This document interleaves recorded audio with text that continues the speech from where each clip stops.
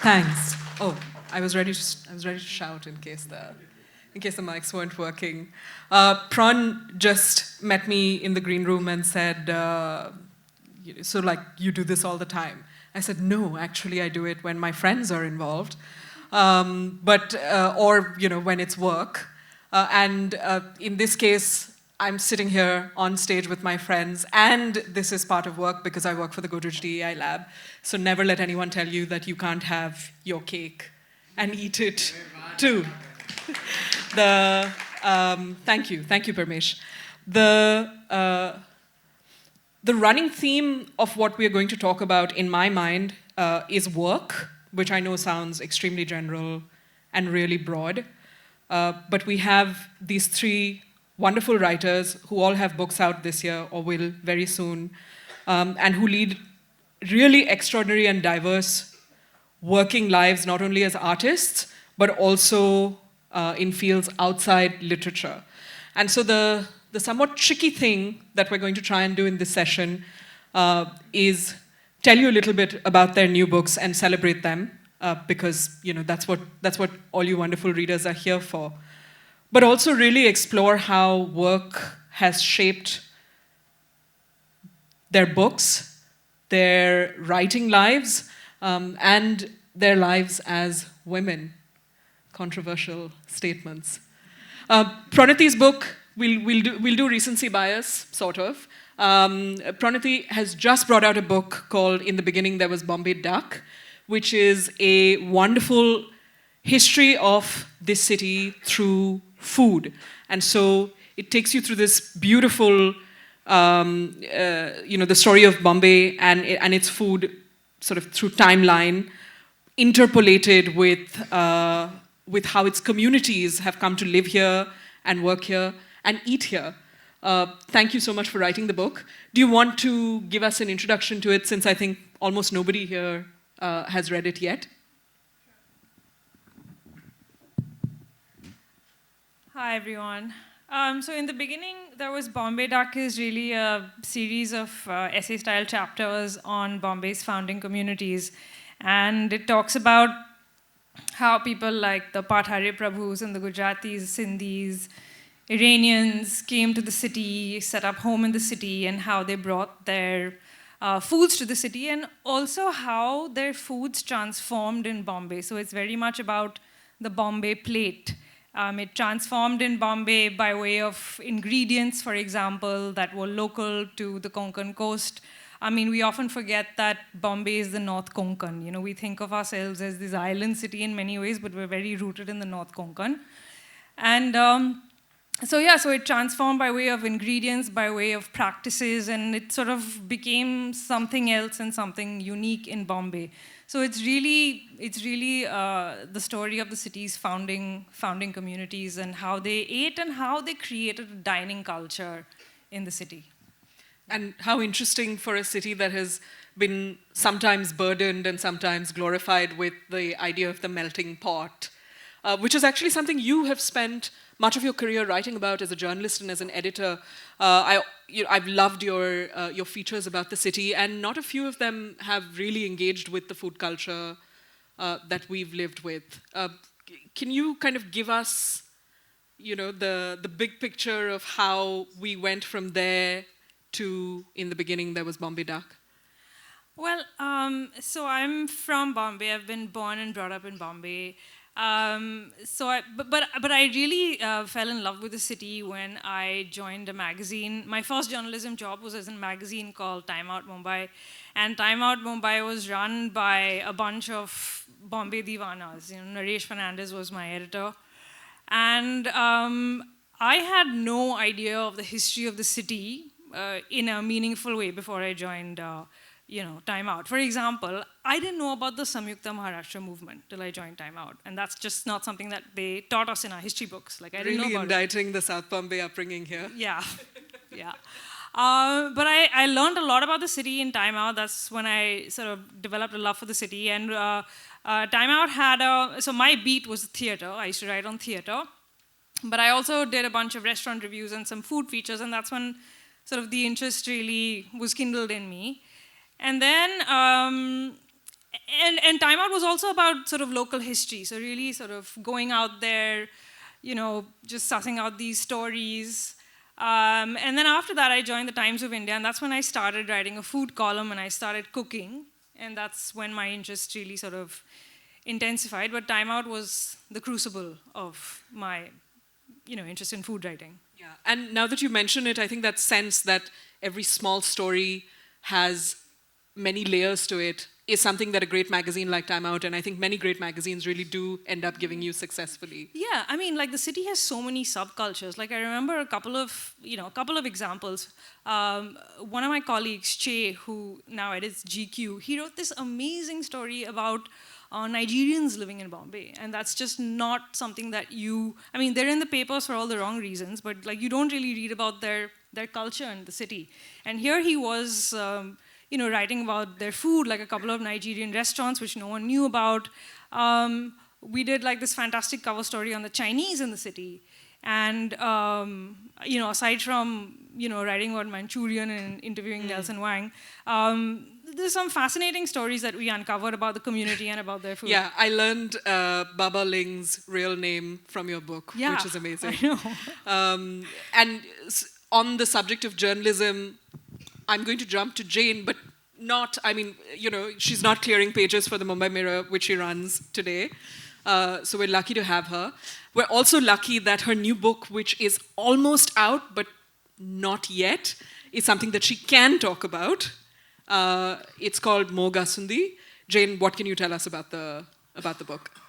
Well, thank you. And I've told you this before, Supriya, I love to listen to you when you're moderating. You're one of my favorite moderators. And I also love to be on the other side and not to be on this part of the panel. Sorry. On the spot. Moga Sundi. So it's a Konkani title, but it is an English novel. It's not a Konkani novel. I'm just grateful to my editors for having allowed me to keep the name of the title. What does Moga Sundi mean? It's actually a farewell greeting that, Goans or even people, Konkani-speaking people in Karnataka would say when you're saying good instead of goodbye, which basically means let love stay between the two of us, which is such two powerful, beautiful words, I personally feel, and we don't use the word love so often as I assume you would use in this language in Konkani. How did I come upon the idea? So I think it was an outcome of the love, really, that the reader showed Bombay Balchao, so thank you for that. This is Jane's amazing debut novel, which takes us through a neighborhood, an actual historical neighborhood in Bombay through fictionalized stories, and maybe we'll talk about that a little bit later. Yes, so it was my neighborhood. I belonged here, and it was a story that I really wanted to tell because I noticed that this neighborhood was not part of the city's consciousness, but the more I read history books, when I was doing research for my journalism, Cavell featured very often. And that is how Bombay Balchao happened. And I wasn't really thinking of writing another Bombay novel at that point. And one always fears getting stereotyped as a Bombay novelist. Now I don't think too much about it. But back then, I was already a city journalist. So, you don't want to tie everything in. But soon after Bombay Balchao happened, I started getting very, very curious about my community. And I don't talk about it from a very religious space, but community, the Catholic community in Bombay, and what they represented, especially in the south of Bombay, because you have so many such churches and so many such neighborhoods that were part of the city's consciousness at some point, and they don't exist in that form anymore. And that is how I started an oral history project called Soboykar, where I was documenting the stories of Catholic inhabitants of these spaces or who lived here at one point. And the more I researched, and this was in 2021, so the more I was kind of interviewing people, and it was done in partnership with the Citizens Archive of India, I was discovering newer stories. And it was surprising how one thing led to another. And I'm really grateful for my stint at Sunday Midday because it continued to keep me informed about my city. And I remember this one time that I'd gone to Goa for my book launch 2 years later because my book released in the pandemic. And so I really didn't have any launch after the Mumbai launch. So I went for this 2 years later. And there I met this journalist, Frederick Nerona, that many Goans would know of. And he told me, there is this Tiyat, which is a Konkani musical, that is being staged in Panjim. It's called Kavelchi Sundari, which means the Bell of Kavel. And it's being staged to celebrate the 150th birth anniversary of the father of Tiyat, that's João Agostinho Fernandes. And so it was the first play he ever wrote, and it elevated him to the stature of the father, as the father of the Tiyat, which also again has its origins in Bombay. I couldn't watch the play then, but I came back, told my editor about it, and then I ended up writing a story about that for Sunday Midday. And the director of that play asked me if he could bring Kavelchi Sundari to Bombay, to Kavel, because that's where its true roots lie. The writer must have been inspired by this neighborhood to name a play after it. And I'm talking about 130 years ago. So he brought the play to Kavel, very few in the audience. There were more people on the stage than there were in the audience. And that only goes to show how small and how small these neighborhoods have become. But that really got me thinking about Tiyat. That was my first play, Konkani play that I was watching. It was a very different kind of play because it follows the folk theatre format, which is non-linear. You have a plot, and then you have a subplot, which is a comical plot, and then you have music in between, which is not related to either of these plots. That could be political nature, social in nature, and they're called kantars or kantara. And I knew, like when I decided to take a sabbatical, that this is the story I wanted to write. And this was going to be about the Tiyat, but it was going to be also about another important neighborhood in the south of Bombay, which is very close to Kavel, and which was at one point part of Kavel, which is called Sonapur in Dhobi Talao. And Sonapur, I recently discovered Gillian Tyndall or Gillian Tyndall? The late Gillian Tyndall, right? Yes, so her book, The City of Gold, which is the Bombay biography of the 1970s, it's the Bible, got its name from Sonapur. And it is a metaphor she used it as a metaphor for Bombay, the city of gold, but Sonapur really is the city of the dead, because the land of the dead, because there was a graveyard there, a British graveyard, and it was the graveyard for residents of Kavel. And at some point, the population of Catholics increased to such an extent that they needed space. So, you had a settlement over this graveyard. So you have Sonapur. But in the mid-20th century, this place was, the nucleus of the social, political, cultural consciousness of Goans. So the Goan liberation movement, you had many freedom fighters coming from this part of town. I was lucky to meet one of them when I went to Panjim. There were stories that you just opened my own understanding of the city, something I had not known about. And so, yeah, Mogasandi is about that. It's told through a family that lived in the 1970s that's at the cusp of, a lot of changes. So Tiyat is big at this point. Goa has just been liberated from a 400-year-old Portuguese rule, and how it shapes and influences their lives in old Bombay. Why is it not in our hands already? Yeah, when's it coming out? So the edits just began, and one of the reasons why I am free today I withdraw my question. is because this last week I've been working on the edits, and one cannot say where it will lead, but it is coming out next year for sure. All right, we're holding you to it. Thank you. Thanks. Amrita? Oh my gosh, we're back again. Yes. I had the great good fortune of being in conversation with Amrita earlier when her book Real Life released a couple of months ago. An absolutely thorny, complex, arresting novel about how women disappear and how they find themselves and how they find each other. Sorry for the very vague introduction, but I'll let Amrita say more. But since I've already asked you many of the questions I wanted to ask you on that occasion, I'm going to jump into where you are right now. You're at that point, I think, in the life of the book where you are living, three parts of your writing life. There's a part of you that wrote the book and that there's a second part of you that is working to bring it out to the world and to readers. And then there's the third part, which all of you share as well, which is what you do that's not writing, that's your actual day job. How's it going? Take us into your brain right now. Yeah, thanks. Thanks, Supriya. It's wonderful to be in conversation again. Again. And I feel like even Jane and I, our literary lives have been very intertwined for the last 6 years. And this may be the 5th or the 6th panel that Jane and I have done together. At least one has been with Supriya as well. That may have been virtual. So yeah, Real Life came out about 3 months ago at the end of July. And I'm not joking, in the months since then, there have been just 2 weekends when I've not had a book event.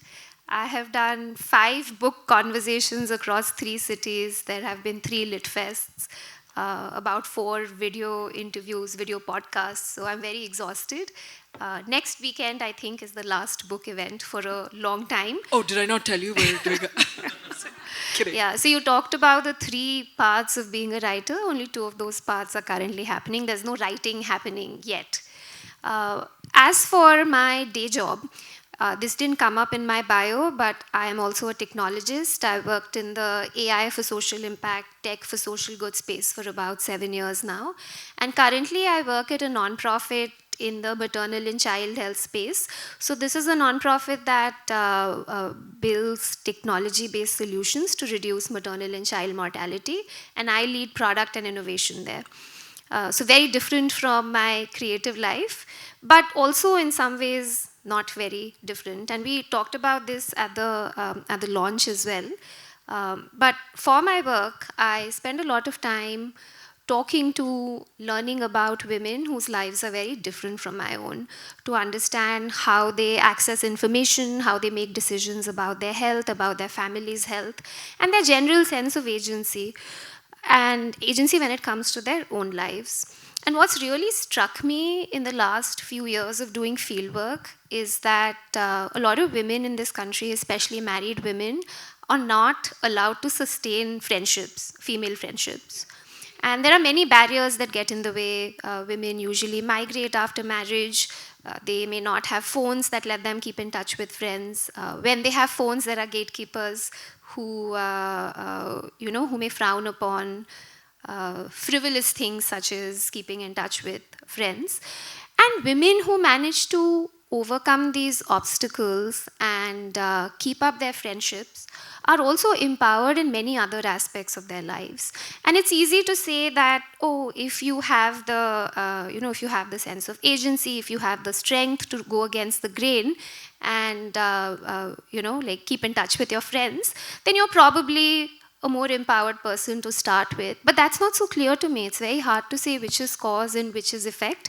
And our friends, they show us different ways of being in the world. They show us how to take up space, how to challenge power. So I have only realized this in the last 3 months as I have started talking more about real life, that my work has also informed my writing in ways that I could not really connect before. I am a very intuitive, instinct-driven writer. So there are a lot of subterranean forces that I'm not aware of when I write. So I was so impressed, Jane, that you could talk about your book so beautifully, so eloquently. And you're a few months, hopefully just a few months from launch. I could not speak coherently about my book at all till a few weeks, maybe a few months after it came out, because I was drawing these connections myself as I started talking about the book. So the connections between my day job and my creative life have begun to become apparent to me now. And I also have a short story that came out in an anthology that was released earlier today. It's called The Only City. And my short story follows a young woman who's a data annotator. And she's a data annotator for an AI firm. And she's a first generation white-collar worker in her family, a high school graduate. Again, this is directly informed by the work I do. And one of my deep interests is the inner lives of women and the inner lives of working women and how their work shapes their relationship with the world. That's been a constant theme since Milk Teeth. And I which suppose... was your first novel. Which was my which first brought you novel. into conversation with Jane, because it's also That's right. now assuming legendary status as a novel about the city. Well, thank you, thank you. So yeah, so now I've realized that my work with women and children fuels and feeds my curiosity about the lives of women. So I am now beginning to see harmony in both halves of my life. I think that's so fantastic because, you know, the arts and the sciences aren't really as separate as we're taught they are. But certainly Aitai, and I think through real life, you get the sense of how the work we do and the creativity and the originality we bring to it really depends so much on choice, empowerment versus drudgery, obligation. Again, maybe those things aren't really very clearly demarcated as well, but that's certainly, I think those are certainly the two parts of every working life that tend to come into conflict constantly, right? And all three of you are have a great deal in common, but one thing all of you do is work for a living so that you can write your books. And I'm sure every young writer who comes up to you and many readers who come up to you at festivals like this want to know how you do it, because it seems impossible, right, when before you begin to actually be a writer. How do you respond when people ask you, I want to be a writer, but I'm never going to have the time, I'm never going to have the resources? Amrita, let's stay with you. Yeah, I mean, I would say you have to start by paying attention to the world and find your voice and keep finding it over and over again. I also have a more practical answer because I myself was at these crossroads about 10 years ago when I wanted to commit myself more fully to writing. That's when Milk Teeth was just an idea. And what was really useful for me was to carve aside time. Unfortunately, that could only be on weekends, maybe some evenings. And then I had to guard that time fiercely. And I had a set of rituals around writing. And I set targets for myself. So I was very, very goal-driven that I had to write a certain number of words every day, a certain number of words every month. So that really helped. I have to remind myself of all those rules now because I want to start working on a third novel, and I'm at the idea stage, at the concept stage, and this is the most wonderful stage. Yeah. But you're also in the festival stage and the podcast stage. Yes. But like I said, there's going to be a short break, I hope. So at this stage, there is just a germ of an idea, just a seed of an idea, and there's a lot of gravitational pull. And everything that you read, everything that you see here seems to be connected to what you want to write. And even yesterday, I was at the LitFest World Day, and I had so many conversations that I believed were a sign from the universe. I was like, this is exactly what I want to write about. This is exactly what I want to write about. So this is the fun stage. The hard part is the actual writing. It does get easier because you've done it once, so you can do it again. But in the here and now, writing is not easy for me. Maybe Jane, who does it much more regularly, may find it easier. Yeah, but Jane is also in that complicated position where she does, like, you bring out stories, you bring out a paper for a living, and then you have to go and be in this isolated moment of creation for your fiction. It's so hard. Yeah. When I did Bombay Balchao, I think the expectations, I didn't have so much expectations from myself with that book. Neither was I expecting too much from the readers. I was covering books in Sunday Midday, one of the beats I was covering, and I had seen good books, great books come and go. And so I knew not to attach too much importance to a book, even if it was precious to me. In the sense, I was not looking at it as great sales and it will be a best-selling book. I wasn't thinking about that. So I really had fun with that book, and I did it while I had a full-time job. I had two full-time jobs, I think, in the sense in two separate places. I started this book in Muscat in Oman because I briefly moved there for 2 years, and I was working in a newspaper there. And I had ample time there because there people take their work-life balance very seriously. The paper doesn't run on 2 days of the weekend. So you can imagine the paper doesn't come out for 10 days during Eid, and there are 2 Eid celebrations. So you can imagine I had a great time. So I started a major part of the book. A lot of journalists You should looking go up, there. looking You up should go Oman there. visas. No, but then I ran away. I came back in 2 years. That was because it gets boring after a point. And a Bombay journalist forever, a Bombay journalist. But so I came back. I'd written half the book, and then I got involved with Sunday Midday. I'd given the book to some early readers, and they didn't think too much of it. So I shelved Bombay Balchao. I focused on my journalism. And I did that for a couple of years before I met my agent, Anish Chandy, who wanted me to do another Mafia Queens kind of book, which I was not This was the first book that Jane brought out with the great Hussain Zaidi, Zaidi, called Mafia Queens of Mumbai, which is exactly about what you think it is, was women in the underworld. And I wasn't interested in another Mafia kind of book. I was really by then rooted, because I was the kind of work that I was doing for Sunday Midday, I was very involved in the city and culture. And so I had this book. I asked him if he was interested in reading it.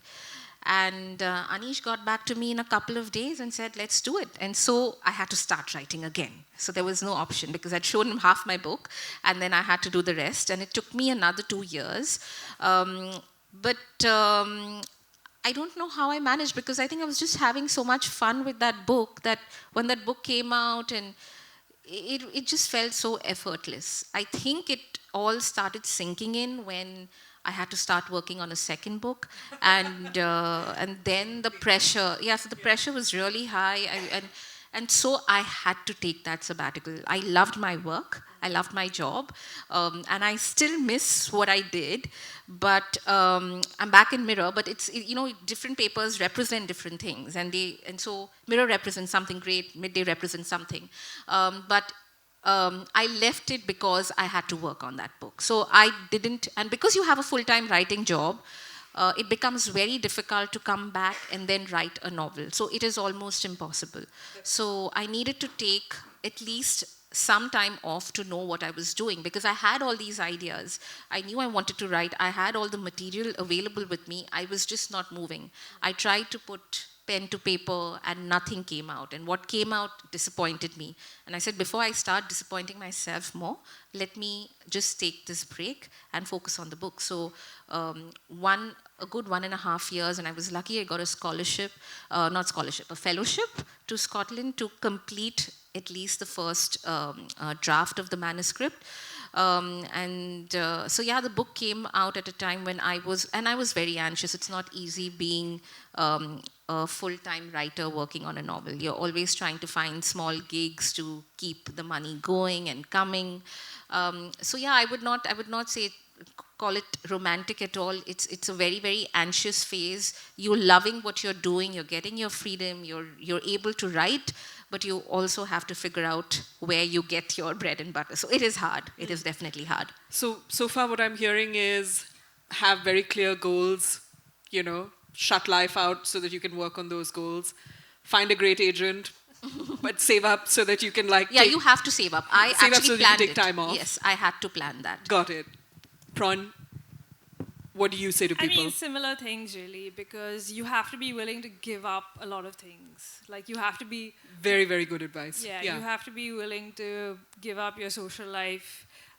You can't watch every new show that comes out or every new movie. So you're not going to be on top of things. You're not going to be on top of, reels or social media trends. So you won't know what your friends are talking about, and you have to be okay with that.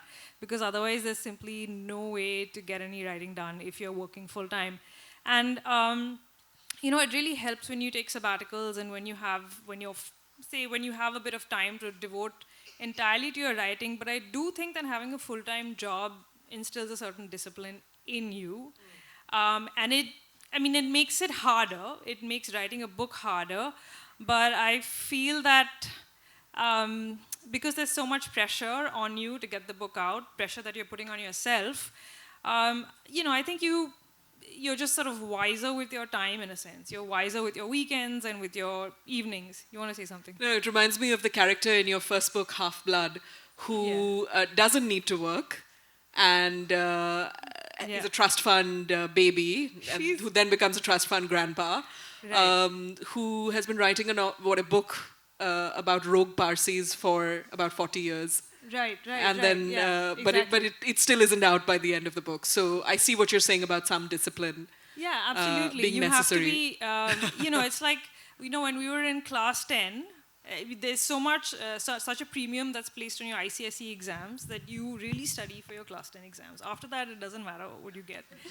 But that's the attitude that you have to have when you're writing a book. Shut the ears of the school children in this. You have to have a timetable, you have to have a schedule. That really helps. And it's harder, but at the same time, the most meaningful things are the hardest things to do and the most painful things to do. I mean, like climbing a mountain, for example, or just sort of, doing CrossFit. It's really hard, but at the same time, pleasurable, in a sense. Yeah. Well, ladies, Gabriel Garcia Marquez just got himself a wife who would work while he wrote. So, you're all really taking the hard route over here. As you were speaking, I was reminded of how many feminists say that they hate when people ask questions about what is your work-life balance like. Possibly because I think, when it's asked in a magazine, it feels like, oh, you're taking away from someone's professional accomplishments and moving this into the realm of the personal. Why do you care? But I also think that is, for those of you who are writing or engaged in creative work, your work-life balance is really the only thing you think about, because it is so essential for you to have time and resources to put into something whose output is not, it's not a number at the end of a balance sheet.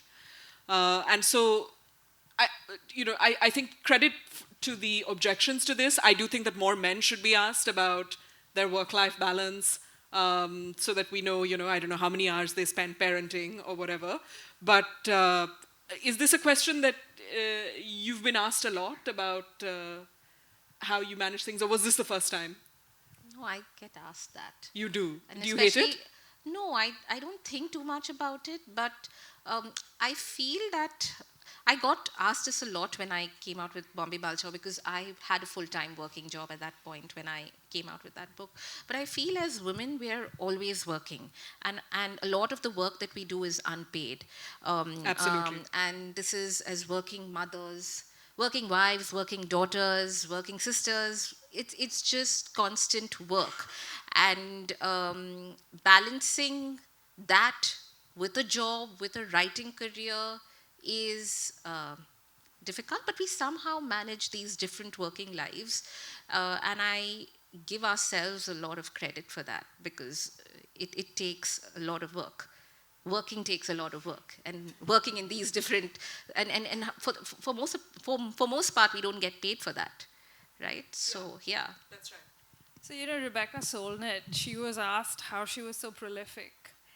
How did she put out all those books and essays? And she said, this is the reason that I've never really been in a relationship or stayed away from relationships. It's just easier when you're single. And this is a bit of a provocative thing to say, but it's kind of true. It is true. It is true. So like Half Blood, I was single when I wrote Half Blood. And for, the bulk of Bombay Duck, I was single. So it was, you're really just responsible for yourself and your time, and no one else's. So even with a job, the pressures of a job, etc., I got to say, it makes things easier. Yeah, and I am the only Not one putting here. you on the spot. Yeah. No, I have a child. My 5-year-old is in the audience. So of the 10, 12 events I've done so far, this is the first one he's attending. Huge honor to have him here. Yeah. And he's not watching Paw Patrol. And so he was born about a year and a half into real life. And that's when things got real. And there was very little writing that happened for the next year and a half. And I think this question is really a great question. And I had a WhatsApp group with a few writer friends, two of whom I've actually never met, but we all had books that came out around the same time, and all of us had young children under the age of 1 or 2. And so much of what we talked about on that WhatsApp group was, I'm struggling, this is really hard for me, is it like this for you too? And that was such a tremendous source of support for me to know that there were others in the same boat. So I think this is an important conversation. And I have male peers as well who have young children. It didn't occur to me at all to ask them to join this group. It's not the same at all. So I'm very glad to have this conversation. I'm happy to have this conversation. So if there are, new parents, new mothers in the audience who have creative aspirations, I do want to tell them it is difficult. It's difficult for everyone. And what you can do is do your best, ask for help, and give yourself time, right? It is a phase, it passes, and you will emerge a stronger person at the end of it. You will be a more creative person. I feel like I lost my capacity for language for a good year after my son was born. My brain just didn't work in the same way it did before. But now I say it with pride. My brain doesn't work the same way it did before. It's very different. It's magical. It's a new way of thinking. So yeah, it's hard, but I think I'm also a better writer for it. Yeah, you have the advantage of having both real life and this wonderful family. I think those are all really good and pointed forms of approaching something that is very hard for everyone. Being alone in a cabin and banging out a book is also very hard. But I think one of the things that I hope that what you've all said helps us take away is the sense of how little structural support exists for those of us who want to bring art into the world. And that has always been the case. But if we want to work towards a better future, I think one of the things we should think and talk about and maybe demand is ways in which we can make this easier for us to bring art and creativity into the world and literature.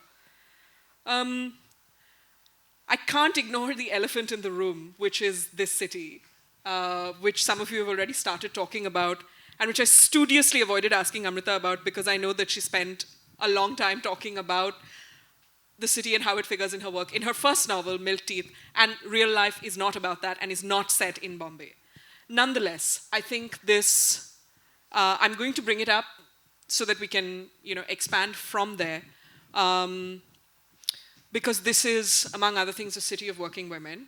There is Shilpa Phadke and Samira Khan and Shilpa Ranadi's book, in which I think they did a study of the gender, the gender breakdown at Churchgate Station. I may be misremembering this. And they found that maybe about 28% of the crowd that you see at a train station like Churchgate is women, which doesn't feel like a lot. And yet, whether relative to other parts of India or even, for those of us who step out of a train, it is. It feels like there are other people like you out there in the crowd. The session after this is going to be about Rahul Bhattacharya's wonderful novel, Real Song.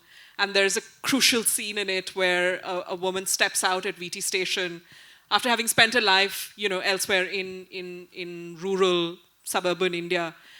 And that feeling of liberation that comes upon her because she's like, I'm here and this is a city of women, there are so many women around me, is it's very real. Just help me understand how you're threading these things together. Gender, work, the city that you all live in and inhabit and write about. How does it come together for you? Okay, I will. Since you spoke about the physical presence of women on the street, I grew up in Muscat, and I had a very sheltered life. So my life was from the school bus to the home, and then in a car. I never saw the city on my feet. Is what is, and when I say it. It's hard to put it in words, but I remember when I came back as a 16-year-old. And there was this day once when my brothers were staying in Andheri. I was staying in South Bombay because my parents were still in Oman and we were living with our aunts. And so my aunt said, come over to Andheri and meet your brothers this weekend. And so that was the first time I was taking a train on my own. And I took the train from Marine Lines and to Andheri and then figured my way on the bus. And for me, that was the most liberating feeling that I'd experienced in my life, just to be able to do this on my own. And it's so vivid. I was 16 and I can still feel how exhilarating that feeling was for me.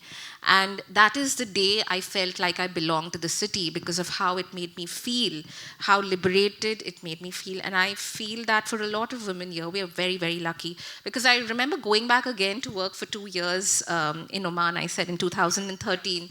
And you go with the same, it's muscle memory, right? You assume you can walk around in the streets and it's just something that you could do. And I would take these tea breaks between work and I would go just loiter. That, you talk about Samira and why loiter. And I would see these men roll their car windows and just look at me and stare. I don't think they were saying anything. It's just very surprised that a woman would walk on the street in this really hot afternoon sun, under the hot afternoon sun, walk. But I wanted to do that for myself because that remained something part of me. And I was very, very, it makes you feel very awkward when people look at you because you're just walking and trying to take ownership of the street. So for me, Bombay was this place that encouraged me to be independent, to be on my own. And I think the more you see the city on your feet, the more you discover stories. And that is how I got inspired to become a storyteller and a journalist. So yes. That's remarkable. Pron? Well, two things. I mean, I sort of echo what Jane says. I mean, you really get a sense of the ethos of Bombay when you're walking on the street. And a lot of that makes even more sense when you learn about the history of the city and how it's really sort of a migrant city, how people came here from all over the place and the conditions that enable them to thrive in the city. It just sort of... the city seems a lot more impressive when that history informs you. But I want to make a slightly different point that, why Bombay is meaningful to me. Like, I think Bombay gave me a shtick, when I was writing, when I got into journalism. You're kind of looking for a beat. You're looking for, you're looking for your slot, really. And I started out as a theater journalist, and I really enjoyed that. But I think I sort of discovered my shtick when I started writing about the city, local stories, features about the city's subculture, etc. So in a sense, the city really gave me a sense of meaning. So when you don't identify with, things like, I don't know, community or religion or whatever, the one thing you do identify is with this very sort of polyglot, city. So it gave me a sense of attaching myself to something, belonging to an idea. Yeah. Understood. And that reflects in different ways in both the novel and in Bombay Duck. Yeah. Amrita?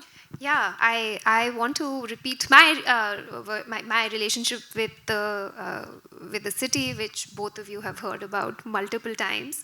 I was born in Bombay. I did not grow up here. I grew up in Gujarat. And I moved every couple of years because my dad was a banker. So he got transferred every 2 or 3 years. I grew up in Ahmedabad, Baroda, Surat. I was in Godhra for a year. But my extended family was here in Bombay. So we would come back here every summer vacation, every winter vacation. So my favorite times of the year were the months spent in Bombay with lots of cousins, a lot of freedom, because this was an era before helicopter parenting, before screens. So the children had a lot of freedom to go out, go to parks on their own. And then I moved to, my family moved back to Bombay, which was then Mumbai, when I was 15 years old, and I was about to start junior college.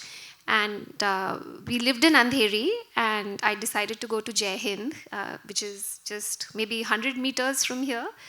So in my second week in Bombay, I had to start taking the local train from Andheri to Churchgate. So I felt like a grown up. It was all very exciting.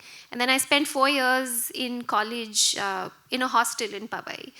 So again, there was a lot of freedom and just growing up without necessarily someone watching over you, which is why I thought this was the greatest city in the world.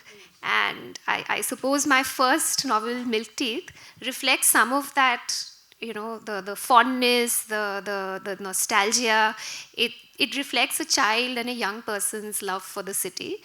I should have mentioned that after college, I moved away for 12 years, and I wrote Milk Teeth in those 12 years, and I moved to Bombay only after Milk Teeth was released. So this was my first time living in the city as an adult when I moved here 6 years ago. And when you pay rent, when you have to commute to work, when you have to manage a house with a partner but still run a house, I felt the weight of the city in a way that I hadn't before. So that changed my relationship with the city a lot.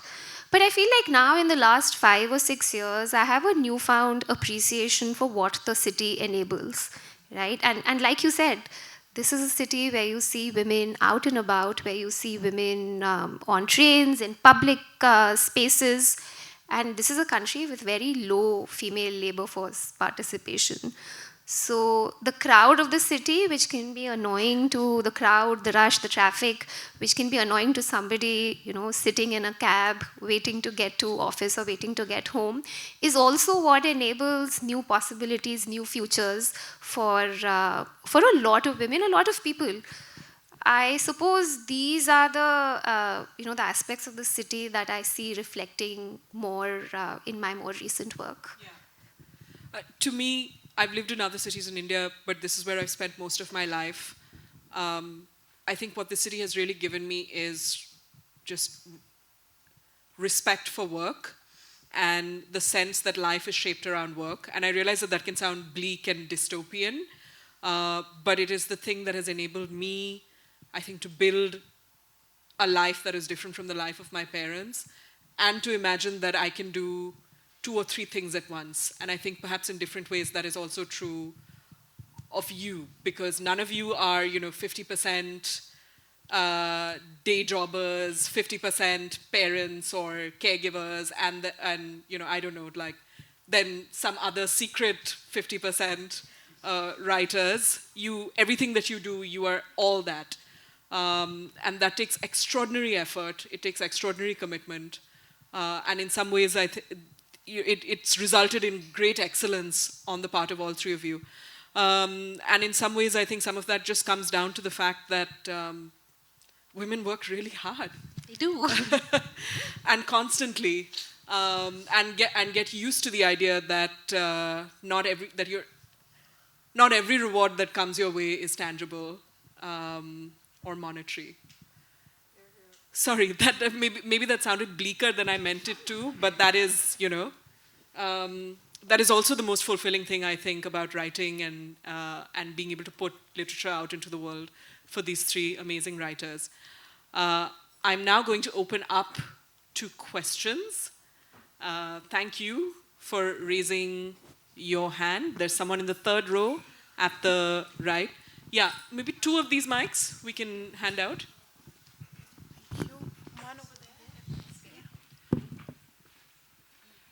Absolutely dying to hear from all of you. Would love if there were questions that gave our writers a chance to respond in full. So, brief. I see your hand, Hi. lady in the white. Yeah. So you next. Yeah, go on. Hi, I'm Astha. I'm the editor of Sunday Midday. Jane Hi, Astha. has worked with me for a long time, but I want to say something about Jane and then ask all of you that question. That I don't think, I've seen Jane working, and I don't think it's only about managing or balancing your work. It's a resilience and a will to write. It's a will to tell a story. And she's really meticulous. She's very, very disciplined. She has a list. She will do it. She'll get up in the morning and do stuff at home and then come to work. And the most hardworking person I have ever met. But also that will to keep writing. And I mean, I'm a writer. I've written 4 books, but I've not written a book for last 4 years because I've been the editor and there's been no time. So, and been no, I guess, energy left at the end of the day. And I want to ask all of you, how do you gather up that energy at the end of the day and say, no, but I want to write this book and write the next book? Like Amrita said, I'm already thinking about Well, my game next recognized book. game. That's Astha Atre, legendary editor, novelist, legendary romance novelist, among other things. But I'm throwing thank you so much for that question. Throwing it open to you folks. Thank you so much, Astha, for the kind words. I just wanted to say thank you.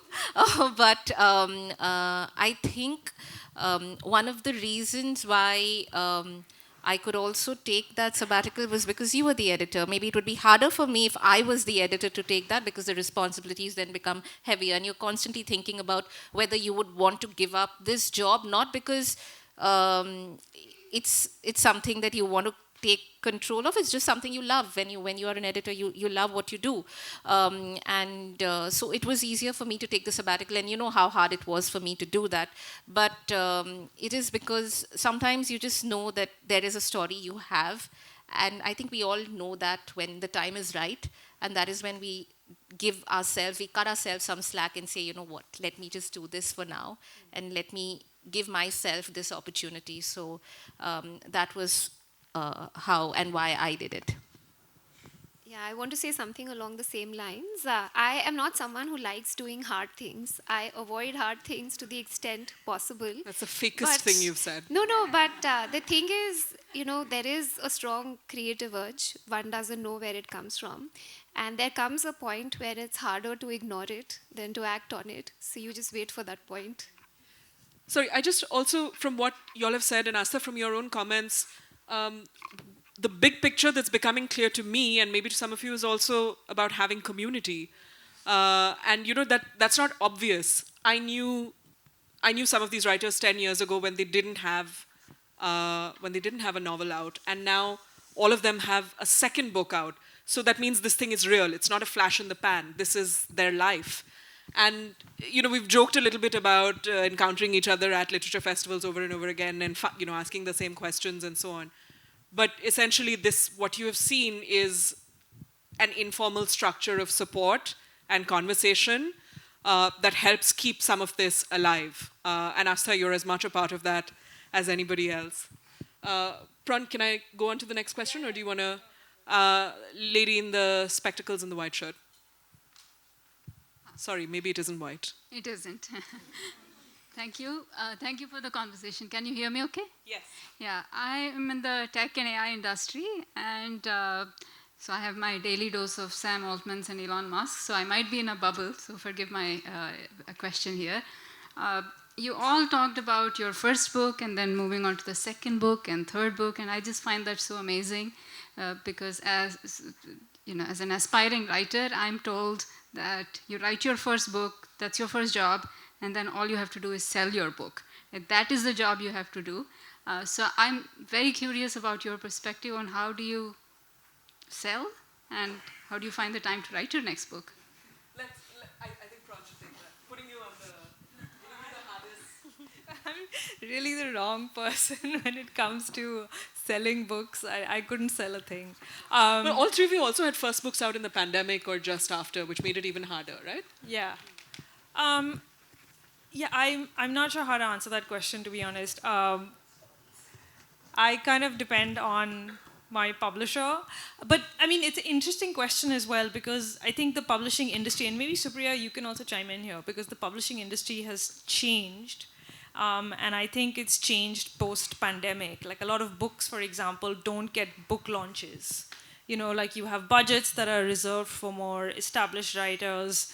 And I mean, if you're not a very established writer, then it's kind of up to you. And what do you do beyond promoting it on social media? I've been very conflicted about this because I find a lot of self-promotion vulgar. I can't bring myself to do it. And I won't do it. But, people have chided me about this and said that I should do more to sell my book. And you know, I mean, so I don't know if anyone else has any ideas, but there's only so much that I can do. I think Amrita and I, when our books came out, there was this big social media boom, and Yeah, that's because we were all really online lucky, and all the everyone was time. Yeah. online. And I must credit the bookstagrammers, and there are many of them here. They really saved us, and they saved our books because they kept it in conversation, and they keep keeping it in conversation. I still get collab requests and tags on my books, and I'm very grateful for that community of readers that allowed our books to stay relevant even 6-7 years after they came out. So I'm just glad for that. We got lucky, and some of us got lucky. So yes, I'm grateful for that community as well. So stay true to yourself and don't do things that seem disgusting to you to do. Find a community of readers. Anything else? Same thing. Okay, someone on this side. The lady at the back in the blue shirt.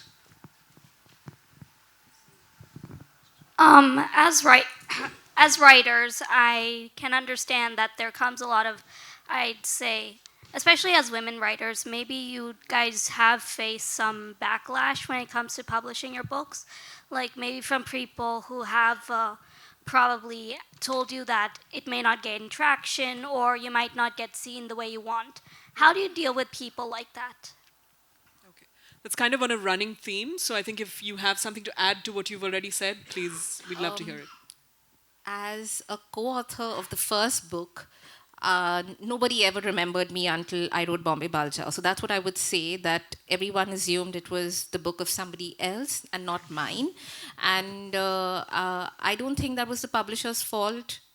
I don't think it was the reader's fault. It was just this. It was you being a young woman Yeah, writing and with yeah. a pretty prominent journalist. Yes, and so I don't think it was until Bombay Balchao came about that people said, "Oh, did you? You also were the writer who wrote Mafia Queens of Mumbai," because it's the same name. It rings a bell. But that is the only. I wouldn't say back. You can't call it backlash. I've not faced any backlash, but this amnesia I'm guessing that was what I experienced, and I was fine with that. Really, it's okay. I think community comes gradually. A literary generation isn't something that you know you're going to be part of when you embark on your journey. But I think what all three wonderful writers have given us are not just 5, soon to be 6, we're waiting, books that say something extraordinary about our times, but also that sense that you just have to get started, and life is long and work and art is longer, and you make the road as you walk it. I have to wrap up, so I'm very sorry not to be able to take more questions, but the authors will be available for signings, and you can speak to them while you're getting your book signed. Over to you, Ria, and thank you so much, Teja.